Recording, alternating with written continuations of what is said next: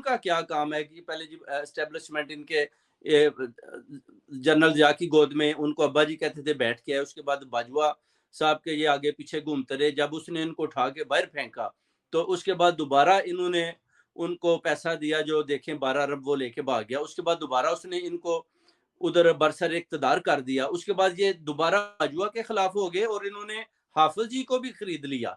अभी ये हाफिज जी की गोद में ये खेल रहे हैं। तो आप मुझे बताएं कि ये कैसा इंसाफ है कि आप बार बार, अगर आप कहते हैं जी ठीक है जी मैंने आपकी बात नहीं मान ली, ठीक है, मुझे मैं समझ समझ गया, लेना आप कि कहते हैं कि इन्होंने मुखालफत एंटी की है, एस्टेब्लिशमेंट था। हाँ मान गए, हाँ मगर देखें दोबारा इन्होंने एस्टेब्लिशमेंट के साथ डील करके ये काम कर रहे हैं उल्टे सीधे। इमरान खान को कत्ल करवाना चाहते हैं, जो डीलें हुई हैं, दस्तखत हुए हैं, और रोज मरियम यही पूछती है जी जो हमने डील की है लंदन वाली उसका क्या बना है। इलेक्शन तो आ गए हैं, वो कहते हैं जी मैंने अपने दारों को बोल दिया है कि इसको जल्दी से बस उड़ा दें।